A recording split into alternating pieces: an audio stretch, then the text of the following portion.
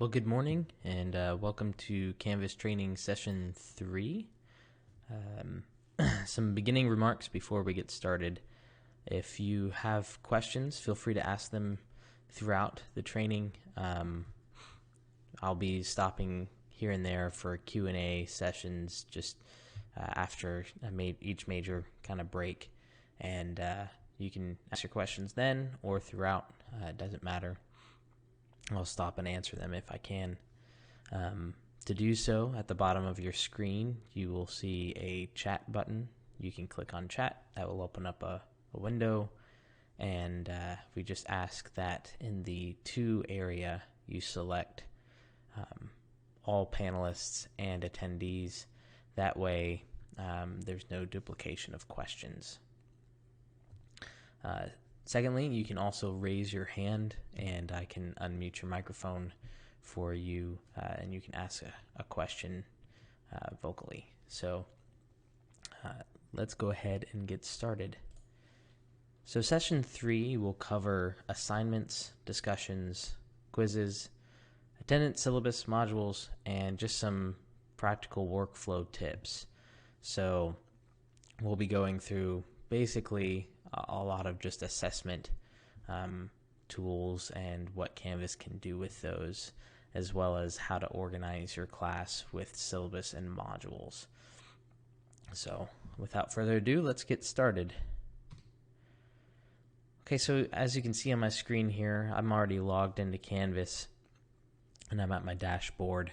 I'm going to go ahead and go into this demo course here, and I'm at my home screen. So we're going to go ahead and start off with assignments, and you can find all of your assignments in the course navigation under assignments. This is called the assignment index page, and this will have anything that requires grading. As you can see, I have some already pre-built items in the assignments area. At the top, there's kind of this global assignment settings and adding in different things. This is where you can search for an assignment if you don't want to scroll and try and find one. You can add new assignment groups. You can add an actual assignment. So this will take you to a new assignment setting page. It doesn't actually allow you to have all the different types of assignments. This is mostly just the native kind of submission for Canvas. So I'm going to show you a better way to add assignments. I'm just going to click cancel. So I don't recommend using that button, although it's there.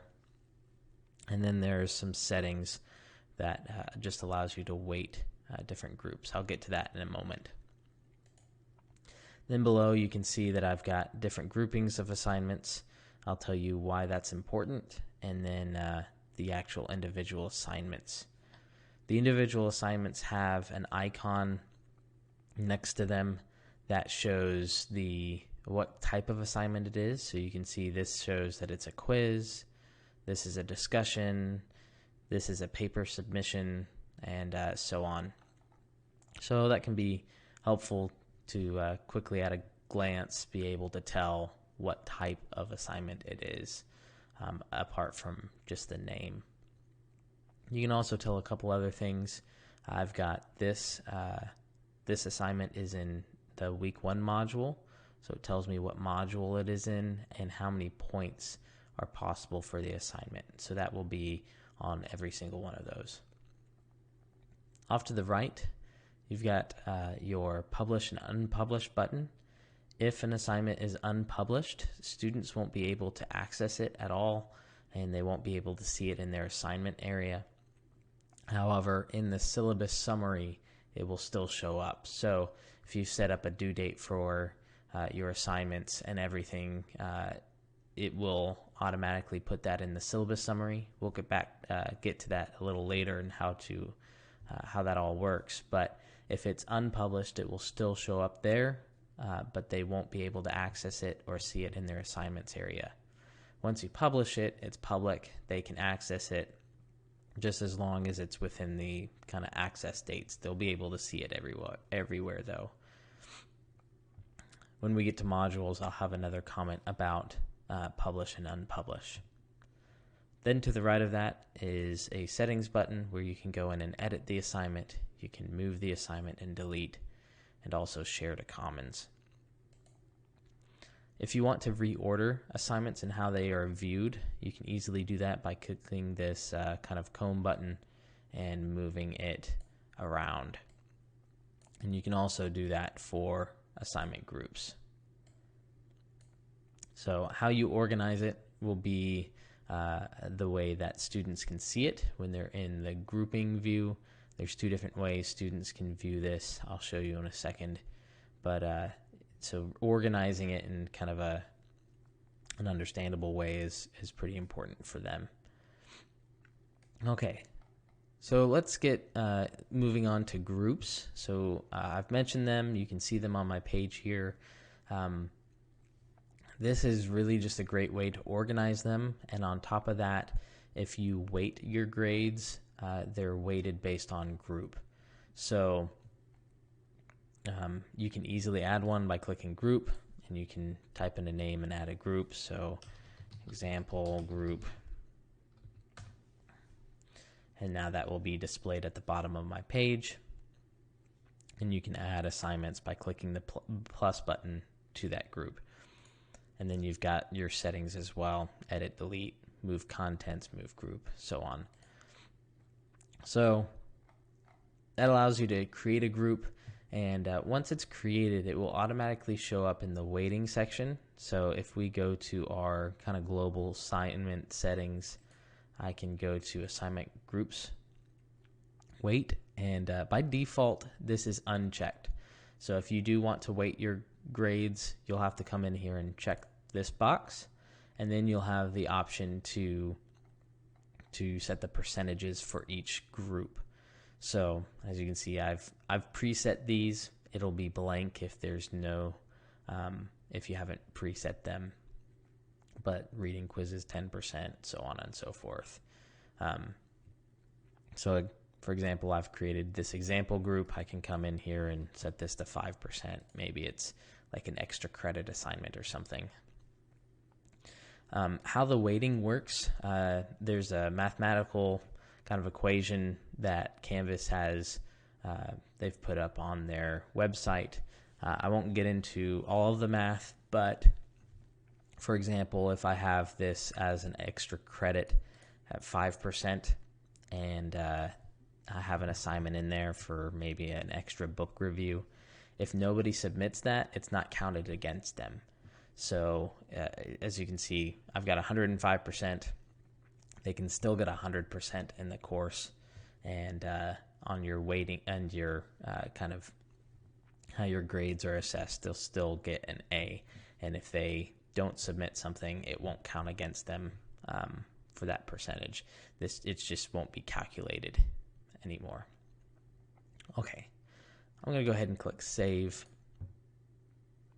and got it there. If you've enabled weighting grades and you add a group, oh, I didn't do it this time. They should have a kind of what is the weighting of this group. So we'll have a setting that says you can put the name in and the weight for that group. Okay, so that's it for groups. One thing that I want to make you aware of, if you delete a group, so let's see, I've got example group here. Let's just move an assignment into example group. And if I go in and I want to delete this, there we go, and I click delete, it will ask me what I want to do with the assignments in that group. So you can easily move these assignments. You can delete them if you want to, or you can move them to a different group. So for this, I've got roll call attendance. I'll move this to my attendance group and click delete group. And now that assignment has moved to another group. So that's really helpful, especially if you're wanting to delete something but don't want to rebuild it or move everything all at once. You can easily do that. Also, there's another option to move contents. So if you're wanting to move the contents of attendance to a different group, you can you can do that by clicking which group you want them to be and where in the group you want them to be. So that can be pretty helpful if you're wanting to move multiple things between groups. So anyway, so that's it for groups and weighting and assignments. Let me show you just kind of an easy way to create assignments. We'll get into this a little bit in workflow suggestions.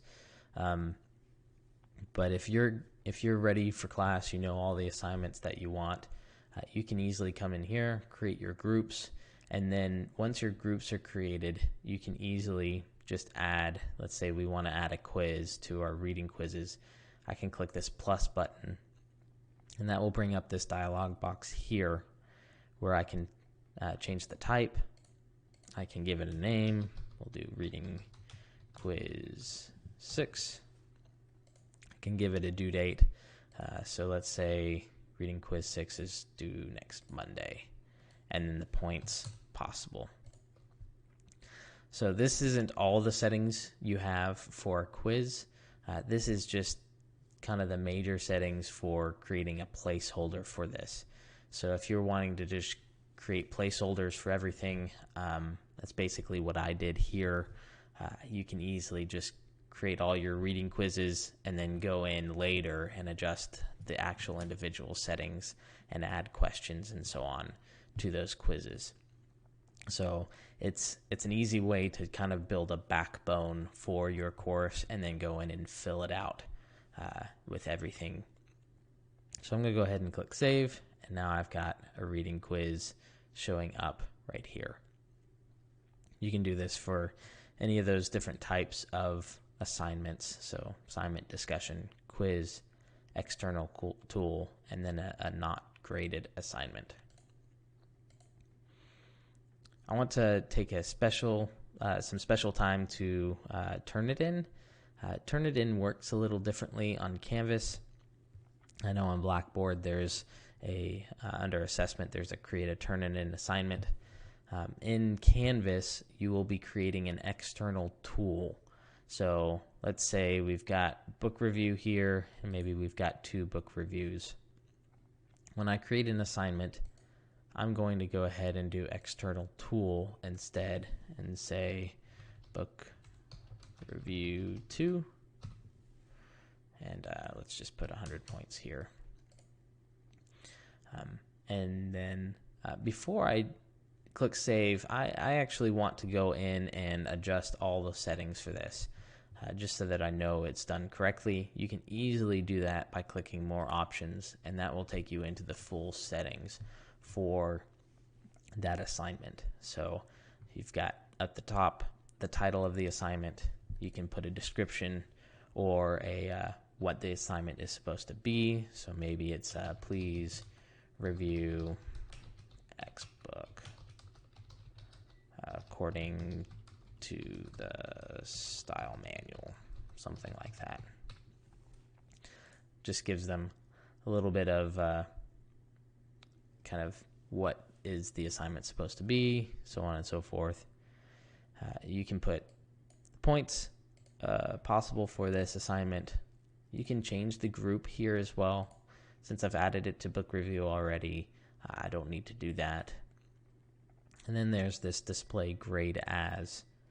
So if you are wanting to display your grades as a letter grade, you can come in and do that. GPA, points, percentage, and so on. For letter grades, if you want to do that, you'll need to link that with a grading scheme.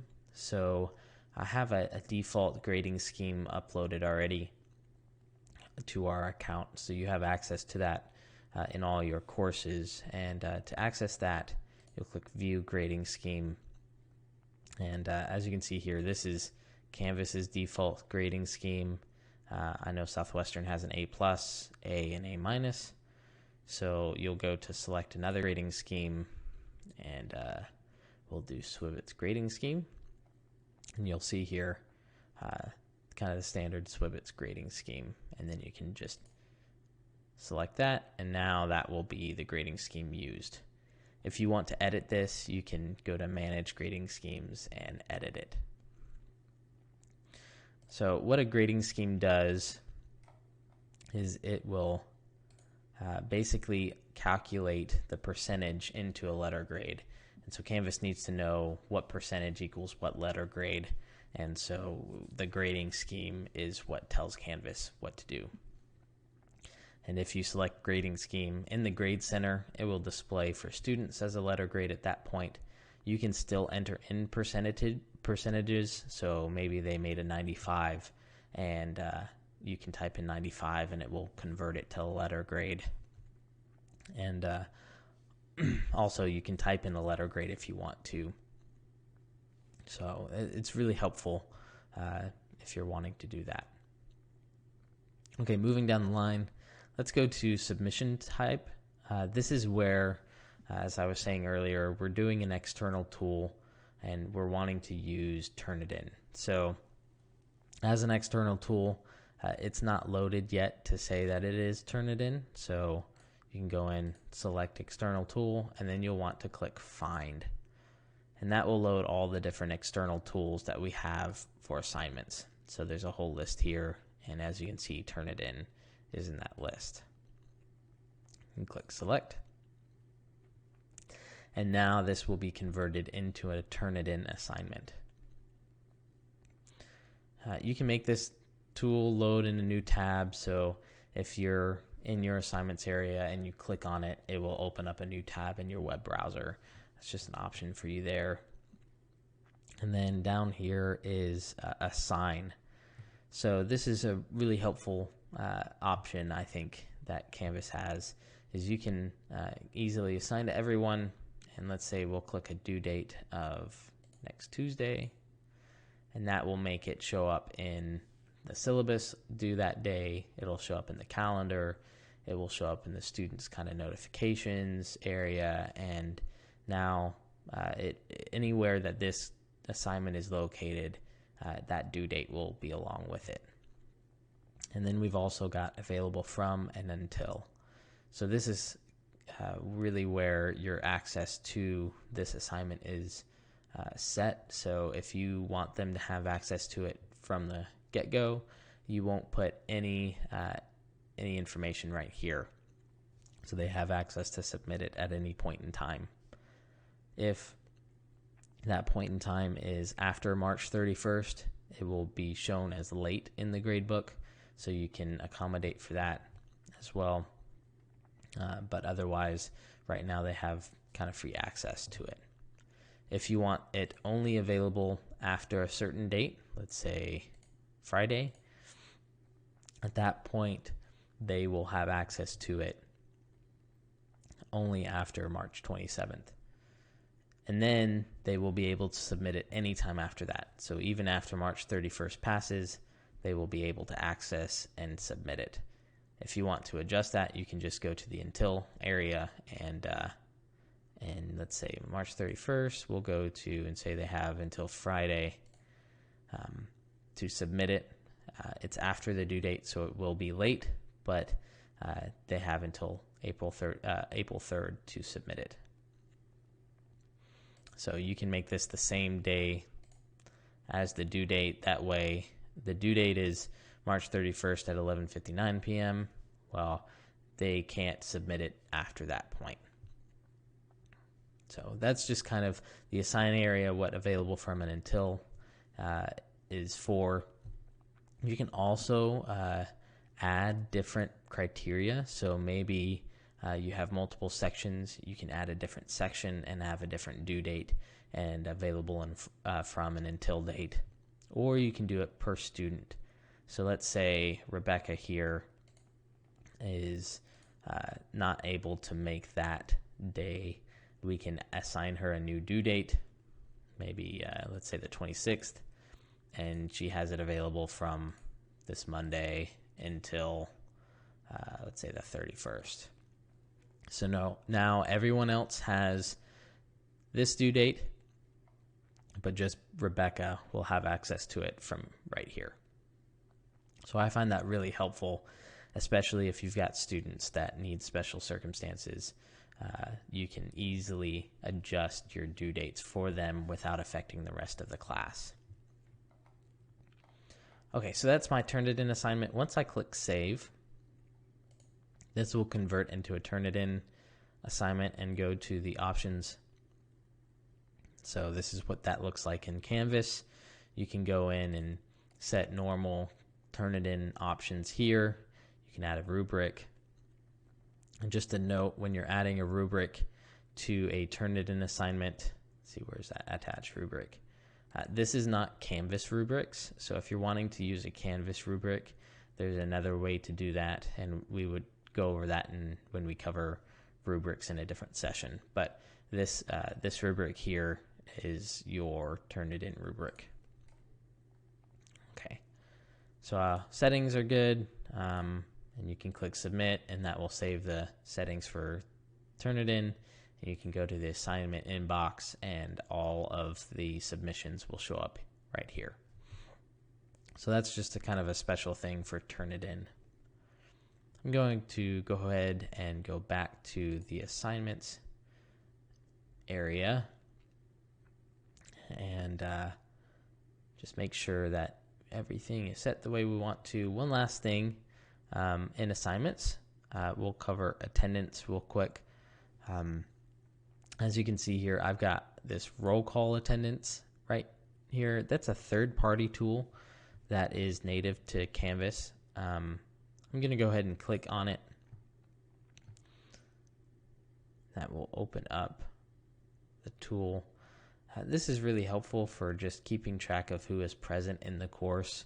You can easily have grades associated with it. You can make different grades for tardiness, so maybe they're late, they only get 80% of being present, something like that. So it's very helpful, and it integrates well with Canvas. So this is a tool. As you can see, this is a list of all my students.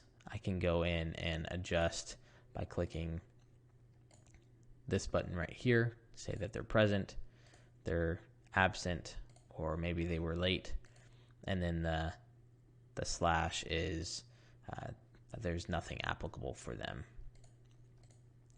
You can easily go to different dates by clicking the calendar button and selecting the date, and that will allow you to just navigate really easily to specific dates and times for checking attendance. You can easily mark them all present or unmark them. It'd be really easy. Let's say most of them are present, you can come in and mark them and then check the ones that were absent. So it's just kind of a workflow thing that would be helpful. Another thing that you have an option for is you can create a seating chart. So if I go from list to class, I can see that all my students right here and my seating chart on the right. And I can click and drag students into kind of a seating chart area. Once they're in the seating chart, I can go and take attendance by changing to the Take Attendance tab. And now I can come in and do the same thing as if it was in list view. If you want to go back to list view, you can easily just click list, and that will take you here. If you've got multiple sections, you can take attendance by those sections. So blank course, I can go in, and if I have multiple sections in here, I can select from those, or I can select all sections. To adjust the tardiness percentage, you'll go to the settings, and you can go to roll call settings, and now you can adjust the percentage for an absence, or for a tardy if they were late. So they will only get 90% of a present grade if they do this. If you don't do anything for tardiness, but you want to keep track of it, you can do 100% if you want to. And then there's also an option that says do not count attendance towards final grade. So if you want to adjust that, that's there. I'm going to show you what it looks like for a student once you've checked attendance. So let me pull over a new web browser that I have prepared. This is the student view for attendance. So if they're checking their attendance, they have an easy graph for them to be able to see, okay, I have one absent, and down here in the list, that was March 27th. So they can see, okay, maybe I have 4 absences. I really need to be, diligent to go to class. They can come in and they can check that really easily. So I find that really helpful, especially as a student.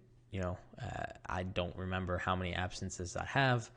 I can easily go in and check and see if my professor is taking attendance using the third-party tool. Okay. So that's it for the assignments area and all the different assignments you can use in this section. Next, we'll go on to discussions, but before I do that, I want to stop for any questions. So feel free to chat any questions if you have them, and if I don't see anything, I'll just continue on.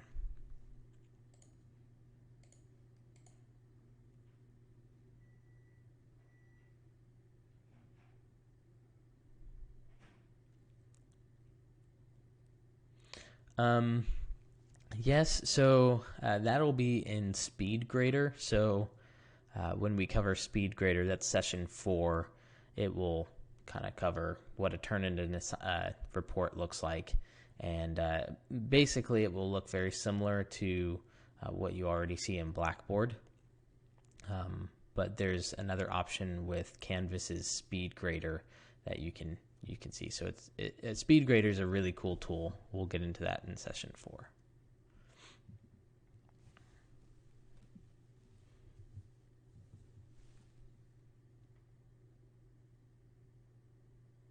Okay, well, I'll go ahead and move on to discussions. As you can see in my assignments area, I've already created some discussions. So these are my graded discussions right here. And you can create discussions by going into your group and creating a new discussion. There's also kind of a home area for discussions. And over in your course navigation, there's the discussions button, and that will take you to that area. So you can see I've got my graded discussions, but I've also got 2 other discussions that aren't graded. So a prayer requests discussion board and a student introductions discussion board. And they're in 2 different areas right now.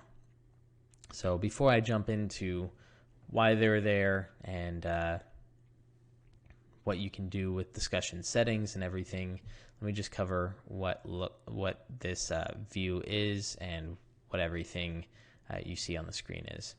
So up at the top, you've got a similar thing to the assignments. You've got the kind of the global discussion board area. So you can make major adjustments here. You can see there's I can change it to all or unread. So that would show me, as you can see, I have no unread discussions. So I want to view all. You can search by title or author. So you can search for your discussions if you need to by title or author. You can add a discussion by clicking the plus discussion button. There's some settings here, and I want to bring your attention to these settings. Pull that back up. You can check to manually mark posts as read, so it will remain unread until you say that you've read it. But these 3 down here are really the most important settings for discussion boards. By default, this is checked, which says that students can create discussion topics. So if you want them to be able to kind of create their own discussion boards, you can leave this checked, but you can also uncheck it, just kind of make sure that they can't create anything they want in discussions. Along with they can either edit or delete their own posts, so that's an option for them, and then attaching files to discussions. So those 2 I recommend just leaving on. That gives students some flexibility in how they reply to discussion boards. But creating their own discussions, I think, is probably a setting that most will want to turn off. Once you're done, you can click Save Settings. And then there's you can go into this button right here. And if you've got anything from the Commons that you've favorited, you can easily import that over to your discussion board. Okay, once we get down to this, the actual discussion board, you've got 3 different sections. You've got pinned discussions, just normal discussions, and closed for comments. So I'll start off with the discussions area. As you can see, it's not ordered in a specific way, and like there's a discussion 3, discussion 2, discussion 1, instead of having discussion 1, 2, and 3, and I can't reorder them. So that just kind of goes to show that discussions is ordered in a recent activity view. So let's say I make discussion 2 available, and a student replies to discussion 2. Well, that will make discussion 2 pop up to the top of the discussions area. Same with discussion 1. If somebody replies to discussion 1 at that point, discussion 1 will go to the top. So the most recent will be up at the top, and then it will order by least recent. So this can be helpful if you're wanting to just stay on top of which discussions are most active. You can easily see that by leaving discussions here. But sometimes you may want to order discussions the way you want to, or you have discussions you always want to be at the top. And that's where pinned discussions come in. So as you can see, I've got my prayer request discussion board set up right here, and it's pinned to the top. So let's go ahead and say we want discussion 1 to pin to the top. You can easily do that by going to the discussions area, the discussion settings, and clicking pin. That will move discussion 1 to the top. Maybe this is this week's discussion and I want it most visible to students. You can pin that, and then you can reorder as well. So that will allow you to keep kind of the most important things up at the top, most easily accessible to students. So I'm going to go ahead and unpin that. Now, this closed for comments area, if I have, let's say discussion 1 is done, it's completed, I'm going to close it for comments. People won't be able to comment it at all, but they still will be able to view. So they can go in and say, oh, that's how I replied to this, or that person's comment was really helpful, I want to review that. They can still have access to that discussion, even though they can't reply to it. So that's just kind of what that area is for. Oops. If you want to open it back up, you can easily do that by going to the settings and opening for comments. If you want to receive notifications on certain things, so right here you can see there's a kind of a bookmark button. You can uncheck that. That will make sure that you don't have any notifications from that discussion. So you can check and uncheck that for notifications. Okay, so that's the discussions area. Let's go ahead and just create a new discussion. So let's say we'll do discussion 4. When you click the plus discussion button, you'll be taken to this page here, very similar to when you're creating an assignment. So you've got the name up here, discussion 4, and the body of the discussion. So please discuss I don't know. Please discuss X. So whenever they open up the discussion, they'll be able to see this, and that's kind of their prompt. You can post to all sections. You can post to, so if you have just one section that you want it to be available to, you can you can change that. Maybe just if you have an online section, say flexible, you can make it to where only your flexible students can see this discussion. You can add an attachment if you want to. Maybe there's an article that they need to read and they need to assess and respond to. You can easily upload that right here. And then there's a couple different options below that. So allowing threaded replies, what that means is say you have your discussion, somebody replies to your discussion.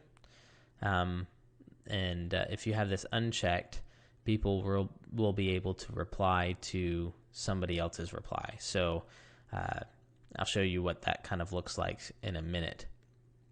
But let's say if we allow threaded replies, they can just keep replying to replies. And so kind of like replyception, they'll be able to reply to a reply of a reply, so on and so forth.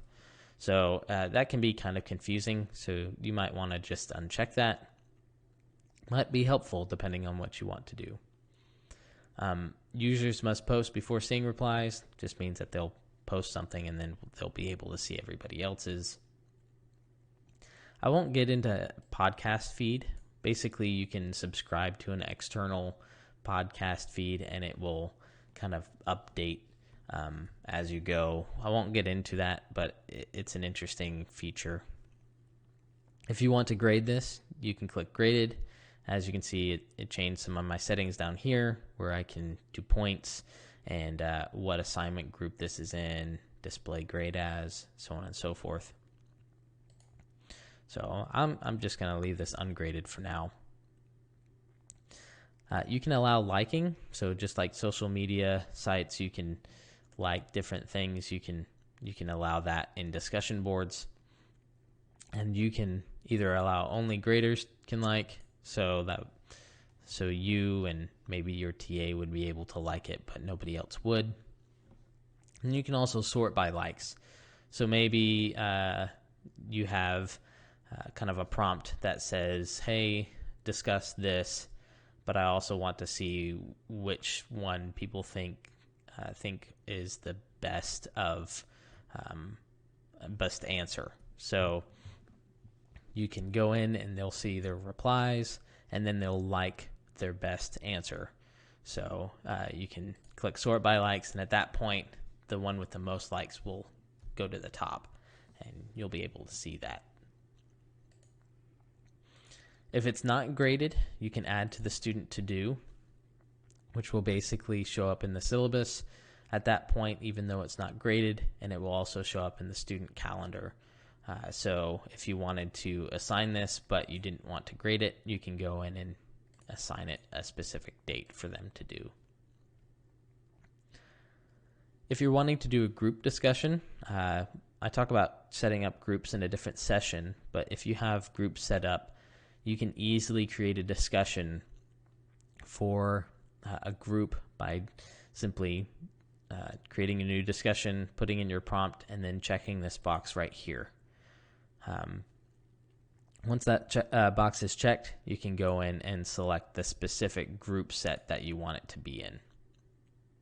So I have my discussion groups that are pre-made, and then now when they go to that discussion, it will be only between their groups that they can discuss with. So that's a very helpful way. You don't have to go into each group and create a discussion for each group. You can just simply create your groups, go in and create a discussion, and then assign that to the groups.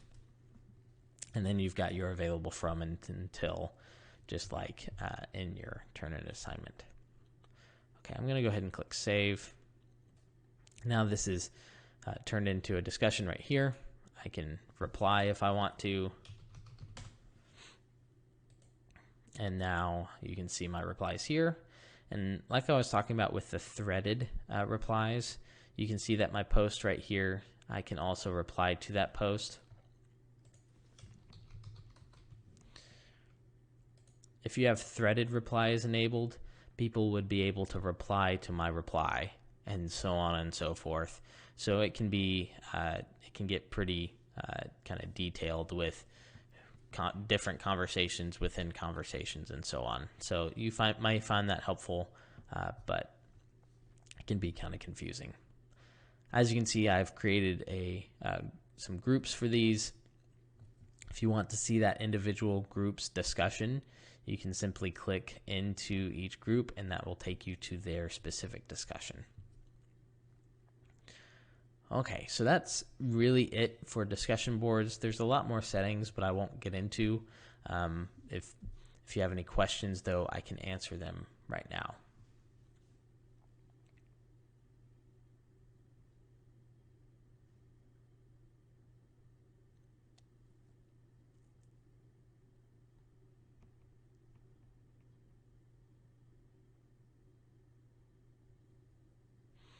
Okay, I don't see anything. Okay, so next up is quizzes. Just like discussions, again, you can see that I have quizzes in my assignments area here. Quizzes actually has its own homepage as well that looks very similar to assignments, but it only has one group and you can add quizzes here. So it might be helpful to see all the quizzes you've created. Maybe not. I think I would just use assignments and be able to see all of my assignments. You can do the same things in your assignments area that you can do in your quizzes, but quizzes just brings all your quizzes into one place. You can go in. The only other thing that might be helpful is being able to manage your question banks. So up at the top here for your global quiz settings, you can search for it and add a quiz, but then there's also manage question banks. I'll get to that in a minute when we're actually building out some quiz questions, but other than that, let's go ahead and go into a quiz. So I've created this reading quiz 1 right here, and let's click into that. Students, every time they see a quiz, they'll get a preview before the quiz. This is very similar to Blackboard, kind of what the quiz type is, how many points are available, if the answers are shuffled, so on and so forth. They have all the different settings that you've set so that they kind of know what they're getting into. For you can come in and you can preview, so you can take it like you're taking the quiz as a student. But for our purposes, we'll go in and we'll edit. Again, this takes you to a kind of settings for this assignment here. This one has some very different ones for than the discussion or kind of the native assignment. You can do different quiz types. So if you're wanting to do a practice quiz that isn't counted towards their grade, you can click practice quiz. You can do graded quizzes. You can do surveys. So this would be more if you're wanting them to answer kind of in a survey fashion. But we'll just do graded quiz, and this is under our reading quizzes.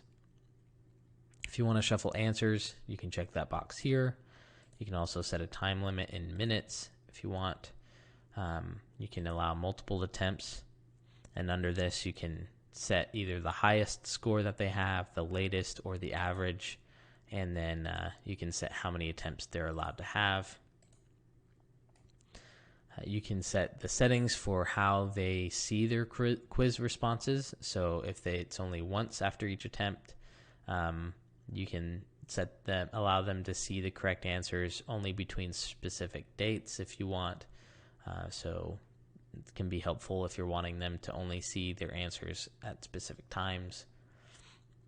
You can click show question at one time, so that way students will only be presented with one question at a time.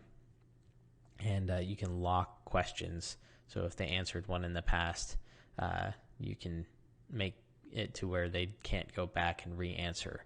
So maybe some questions play into the future questions, and you don't want them to see an answer and go, oh, I was wrong on this one answer, let me go back. Well, if you lock their questions, they won't be able to go back to that other previous question. You can do some restrictions. You can make it to where they require a password to take the quiz. And then you can also filter by IP address. I would just ignore the IP address. And then you've got your assign box here. So those are your settings. To actually add questions to your quiz, you'll need to go to the questions tab. And as you can see, I've got some pre-built questions right here, and they are actually in groups as well. So what you see down at the bottom here, you've got 3 options. You can do a new question group, or find questions. So at the top, I've got a question group, and then there's a second question group with specific questions in it, and then a question outside of a group right here. So you may be wondering, why would I want to do a question group? Well, question groups allow you to not only group your questions into specific categories, but let's say right here I've got this synthesizing content question group, and I've got 4 questions here, but I only want to pick 2 questions from this group, but I want to do it at random. Well, if you group your questions, you'll be able to do that. You can pick 2 questions from this group and 2 points per question, and that will automatically assign these questions those points. And when a student is taking a quiz, they'll be randomly assigned 2 of those questions. So that can be kind of helpful if you're wanting to mix up your quizzes. Let's go ahead and click into one of these questions. As you can see, I can title the question if I want to. I have the actual question area, and then my multiple choice answers. There's a lot of different question types. So as you can see, multiple choice, true, false, fill in the blank, and so on. I won't go into all of these, but those are your options. And then I can assign a point value to that question. So pretty simple as far as creating a question goes. So there's that's the question groups, and as well as the new question. So if I add a question, it will be outside of that group, and I can adjust the settings there. So I've got this other group at the top here, and it says in it, questions will be pulled from the bank 5 blank questions. So you can go in and create question banks, so predetermined questions that you just want to pull from. And to do that, you can go to Find Questions, and you can see all of the different question banks available. At the institutional level, the institution can create question banks that you can pull from if you want to. We can also do it by school and department of the school. So maybe there's a question bank that you want to use, maybe in the church history area or the women's study area. You can easily go in and create question banks, and we can assign that to a specific school or department that everybody can use. And then, of course, you can use your own course question banks. So this one right here is one that I created for this class, and I can go in and I can select which questions I want to use out of that question bank. I can select all of them, clear all of them. I can add them to a group, and so on. If you want to edit your question banks, you can do that easily by going to View Course Question Banks, and that will take you here. So you can go in and you can add questions to question banks and everything else. Okay. Get back to our reading quiz. Okay, so that's it. Once you're done, you'll click Save, and then all of your questions and your quiz settings will be saved. Okay, any questions for quizzes? Okay, importing from Blackboard. I don't know at this point. Let me. There is a way to export your quizzes. I don't know the details, and that will be an option. So just a note on those, any standard question types will be imported just fine. So especially if it's just text. If you have kind of a custom question type and some advanced settings, that might not import as well. But as far as importing a quiz, it is possible. I don't know the specifics. Does that answer your question?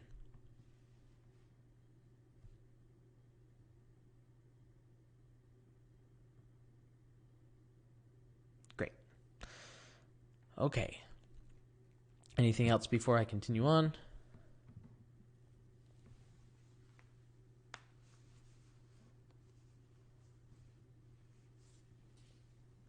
Okay, I don't see anything. Let's go ahead and move on to the syllabus.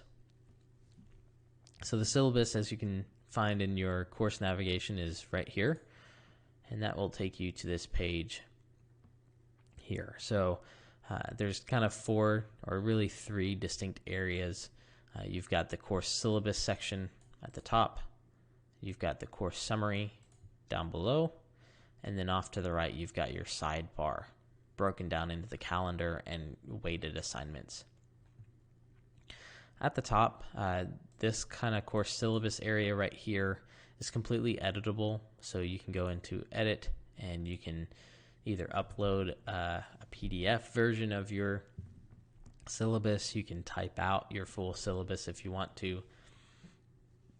And this is just using the rich content editor, which is covered in a different session. So you can use that to kind of its full glory and kind of build out your syllabus using the rich content editor. I'm going to show you just kind of simply how to upload a PDF and make it display in the course syllabus area very easily. To do that, you'll go to the document button. And let's go to, I've already uploaded to my course. So let's go to course documents. I've got my example syllabus right here. That will create a link in the course description or the syllabus description. And right now, if I click update settings, it will just be a link. Students can come in and click on that, and that will download. And then they can also click on this preview button, and it will load into the page. If you want it to load into the page by default, you'll go into edit, and you'll click on this link here and click on options. So you can come in and rename the kind of the text of that link. You can edit the link, although I wouldn't recommend it if you've imported it already. But down here in display options, if you automatically open an inline preview, if you click that, that will automatically open that preview. So if I click update now it will show that preview without me having to click into it. Down below, there's this course summary here. And as you can see, I've already got content in here. And in fact, let's see, the reading quiz 6 that I've created just during this session is already in here. So anything that you create that has a due date or maybe is graded will show up here. So if you've, as you're creating different assignments, it will display down below by due date or alphabetically if it doesn't have a due date. This is really helpful. That due date on assignments can be changed really easily, and it will adjust in your course summary. So maybe as in our current situation right now, things change, and so your schedule is changing. Well, you don't have to go in and change your course schedule and your syllabus. You'd be able to go in and just change the due dates on your individual assignments, and it will reflect that in the course summary and on the calendar. So I find that pretty helpful. Some may want to just upload their PDF and be done with it, and they don't want this course summary. You can easily disable that by going into Edit and then unchecking the Show Course Summary box. That's a new feature that Canvas has implemented, and it's fairly helpful. As you can see, I don't have a course summary, and I don't even have my calendar or weighted grades here. So if you don't want all of that, if you just want your PDF, you can do that. Okay. The calendar view just shows what assignments are kind of assigned. As you can see, there's kind of gray boxes right here showing that there's some things due on those days. And then down below, the weighted categories are just pulling from your assignments groups and your weighted percentages. So they can see that right there. Okay, and that's pretty much it for the syllabus. Any questions on the syllabus?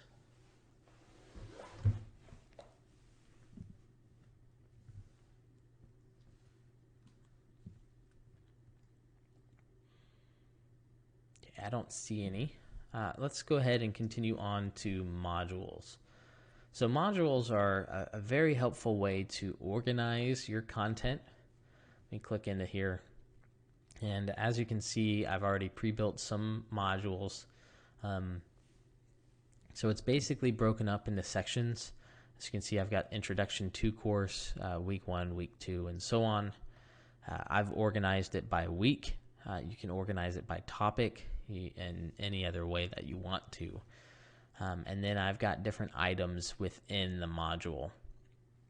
So this is a very helpful way to organize your course for students. If you want to make modules kind of your landing page for them to be able to just come in and see, what am I supposed to do next? How am I supposed to progress through the class? Modules is the way to do that.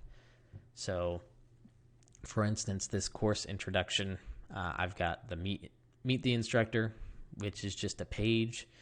I've got a link to the syllabus. I have a link to the student introductions where they can introduce themselves, and the prayer requests discussion as well. To add a module, you can simply go up and click Add Module. You'll be asked to name it, and you can lock modules and add prerequisites. I'll get to that in a minute. But that will allow you to add these different categories here. It's also, you can import from the Commons by clicking Commons Favorites and to add different modules if you want to. If you want to add an item to a module, you can easily do that by going to the actual module. So let's say we've got week 2 right here. We've got the reading quiz 2, but let's say we want to add a discussion. So I can go in and click the plus button. That will bring up this window here that allows me to add anything from assignments to quizzes to a text header, external URL. Let's add a discussion though. So if I click on discussion, you'll see all of your pre-made discussions right here. So we'll do discussion 3. Okay, add item, and now my discussion 3 is in this list here. If I go in, I can go in and reorder these really easily, just like in your assignment groups. So maybe discussion 3 should be after discussion 2. I can come in and reorder that if I want to. A note on publishing. So right now, none of these modules are published. So as you can see, I've got discussion 2 is published, but this module is not. So students will be able to see discussion 2 under assignments, but if they come to modules, they won't see anything under week 2. So you'll want to come in and publish your module. Now, what that has done though is that has automatically published my reading quiz 2. So your module publish button overrides any individual published button in those things. So you want to make sure that before you publish the module, all the items are ready to go for your students. Okay, kind of what it looks like when somebody's in a module. So let's go into, let's say, the syllabus here. This is linked to really, so this is kind of what the external link looks like, and it's taken me to the syllabus page. I would probably redo this if I did it a second time and just upload a PDF. But as you can see, the external URL link takes me to a different page within Canvas, so that can be helpful. But I can come in and I can see the syllabus here. Once I'm done looking at the syllabus, I can simply just click next, and that will take me to my student introduction discussions. So this is a way to easily flow through the different things that students need to do. So let's say I click next again, and now I've got my prayer requests discussions. And then I can click next and go to my first reading quiz. So modules allows them to really just progress at their own pace if they're needing to. So especially if you've got an online course, you can organize it. If you're doing a residential course, you can easily come in and do weeks, and they can see what they need to do that week. Okay, you can also restrict students' progression through the course based on what they've already completed. So if I go into the settings here and click Edit, I've got this Lock Until button. I can click Lock Until, and I can make it to where they won't have access to this until Monday. So they can see that it's available if it's published, but they won't be able to access it until Monday. And then also I want to add a prereq. So they have to complete the introduction to the course before they can move on to this module. So they have to make sure that all the requirements for introduction to course module are met, and then they'll be able to progress to week 1 after this Lock Until date. So that's some ways to kind of restrict their progression to a specific kind of course. If you are adding a prereq, you may want to go back and make sure that your requirements for that module are set correctly. So requirements are kind of the actions a student must take in order to show that this module has been completed. So you can either complete all of these requirements, complete one of these requirements, and you can also make them go in sequential order. And then you can come in and add the different requirements. So they need to complete reading quiz 1, submit the assignment, discussion 1, contribute to the page, and then update. So now students must do those things in order to complete that module. Okay, so I know I'm going over a little bit. That's it for modules. I'll go ahead and just skip the workflow. There's a couple different ways to do workflow. I'll just mention it. I won't go into the details. But for workflow, you can come into modules, and you can easily create all your assignments and pages and discussions and everything in the order that you want them to, and then go in and fill those in later. Or you can do kind of the opposite, where you can go in and you can create all your pages, assignments, and so on, and then come in and fill out your modules. So there's 2 different kind of workflows to operate from. So those are kind of what that looks like. Okay, so that's all I have for you. Do you have any questions over anything that I've covered today? Yes. So we'll be making this recording available on our Canvas transition site.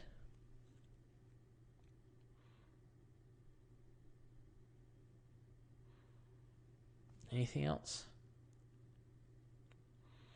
Glad to help.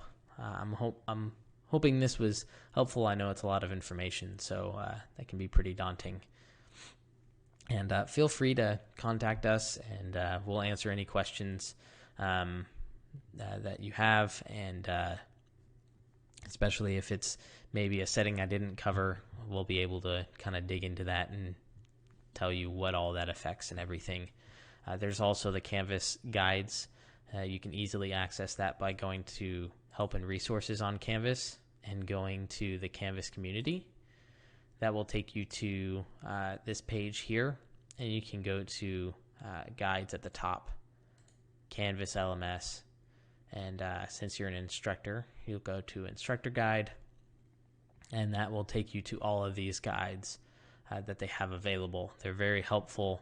So like, how do I use the announcements index page? Go in and it's got specific instructions on how to do that with nice, clean screenshots. So I recommend just either one of those, contacting us or going to the Canvas guides will be helpful. Okay. All right, anything else?